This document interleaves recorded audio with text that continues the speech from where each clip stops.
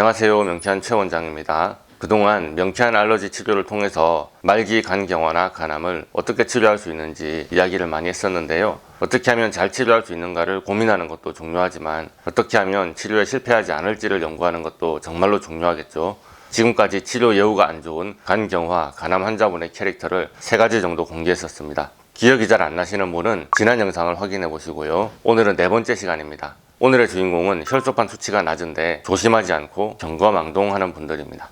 자, 혈소판 수치가 왜 중요하냐, 그 이야기부터 시작합니다. 혈소판이란 지혈과 혈액 응고작용을 하는 혈액세포죠. 혈소판은 골수에서 만드는데 간이랑 무슨 상관이냐 말씀하실 수도 있겠지만, 간은 지혈시키거나 혈전을 만드는 인자들을 합성하거나 제거하는 기능이 있습니다. 그래서 간이 딱딱해지고 기능이 떨어지면 그런 혈액 응고 조절 물질을 잘 합성하지 못해서 특히 지혈이 안 되는 문제가 자주 발생할 수 있습니다. 합병증이 출혈 방향으로 나타나는 경우에는 출혈이 사망 원인의 20%를 차지할 정도입니다. 그런데 혈소판 수치가 그냥 출혈 위험 정도만 알려주는 지표인가 하면 그것은 아닙니다. 간 경화가 악화될수록 혈소판 수치가 낮아집니다. 혈소판 수치가 낮으면 낮을수록 간암 발생률이 높아진다는 일본의 통계가 있거든요. 간질환이 중증으로 갈수록 AST, ALT 수치가 정상 범위 내에 있는 경향이 있어서 의미가 크지 않기 때문에 혈소판 수치로 간 상태를 판단하는 지표를 삼는데요. 혈액 1마이크로리터당 15만에서 45만 정도를 혈소판의 정상 범위로 봅니다. 그러나 혈소판이 15만인 경우 향후 10년 동안 간암이 발생할 확률은 15% 정도라고 합니다. 혈소판 13만은 10년 이내 간암 발생 확률 30%, 혈소판 10만 이하일 때는 70%라는 일본의 통계가 있습니다. 자, 우리가 혈소판 10만 이하부터 간 경변으로 진단하고는 합니다. 그런데 이게 절대적인 지표는 아닙니다. 혈소판은 10만보다 훨씬 높은데 간경화 진단을 받는 경우가 아예 없지는 않으니까요.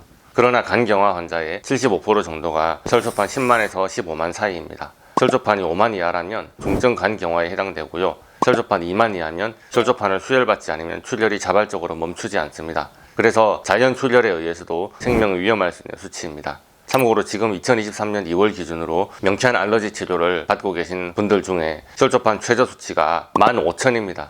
이 영상을 보시면서 혈소판 꼴찌가 나였어? 물으시는 환자분, 오늘 영상의 주인공이 맞습니다. 혈소판 2만 이하이신 분이 오늘 이 영상을 보고 계신다면 오늘 영상을 열심히 보신 것이 여러분의 운명을 바꿀 것입니다. 귀를 쫑긋하고 들어주세요. 만약 간암이 발병해서 절제 수술을 하려면 혈소판이 5만 이상이 돼야 됩니다. 수술을 하면 당연히 상처가 나고 피가 날 텐데 지혈이 안 되면 큰일 나니까요. 항암 치료를 하면 암세포도 죽지만 정상 혈액의 혈소판도 망가지기 때문에 혈소판 수치가 떨어지는 것은 당연합니다. 그래서 항암 치료를 하려면 혈소판이 10만 이상은 돼야 좀 안심이 됩니다.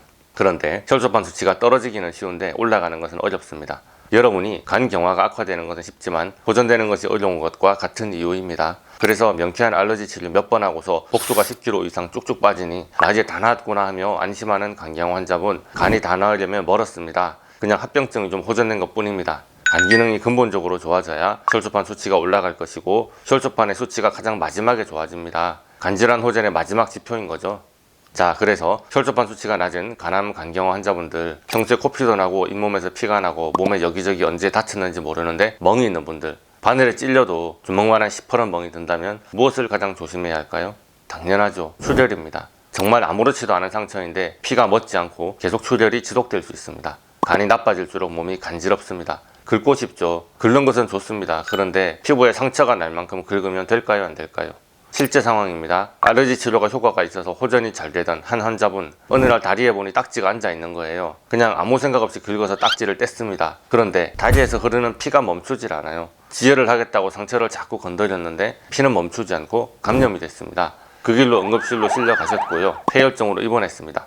약과 주사를 엄청 맞으시고 퇴원을 하셨지만 그 전의 상태로 회복되지는 못하시고요. 결국에는 못 올 길을 가셨습니다. 출혈이라 하니 식도 정맥류로 피토하는 상황을 가장 두려워하실 것 같습니다. 대변을 보는데 계속 출혈이 있을 수도 있고요. 당연히 응급실로 빨리 가셔야 하는 상황입니다. 그러나 더 위험한 것은 체내에서 눈에 안 보이는 출혈이 계속되는 거예요. 식도나 위장의 정맥류가 조금씩 새어서 출혈이 생기는데 위장관에서 천천히 흡수되는 경우가 있습니다. 검은 변은 위쪽의 출혈, 붉은 혈변은 장 쪽의 출혈이 의심됩니다. 당장 병원을 가야 되겠지만 차라리 이것은 좋은 상황입니다. 보호자가 잠든 밤 사이에 출혈로 쇼크가 오거나 위장관에서 혈액의 단백질이 흡수되어 간성 혼수에 빠지는 경우도 있거든요.